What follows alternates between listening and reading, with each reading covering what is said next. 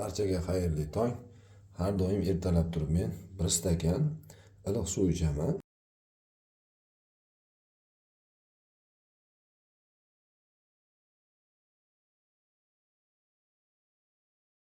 Bu iliq suvni foydali tomonlarini aytib o'taman.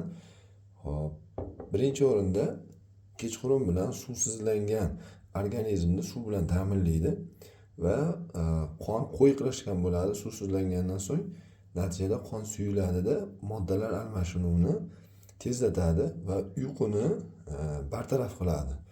Bundan tashqari oshqozon ichakka bu iliq suv ijobiy ta'sir etib, ich qotishni oldini oladi.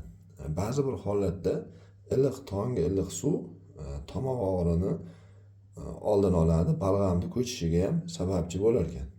Bundan tashqari psixologik ta'sir ham qilar ekan. To'g'risi men ancha yillardan beri iliq suv ichaman tongda turib, ancha menga foydali bo'ladi. Sizlarga ham albatta tavsiya qilaman.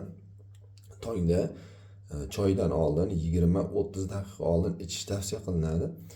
Aytgancha juda qaynaq, og'izni kuydiradigan bo'lmasligi kerak, chunki oshqozon ichakka ham bu o'ta qaynaq suv bo'sh oshqozonga noto'g'ri aks ta'sir etishi mumkin. Tongda mana shu 200-300 ml iliq suv ichish tavsiya etiladi. Sog' bo'linglar.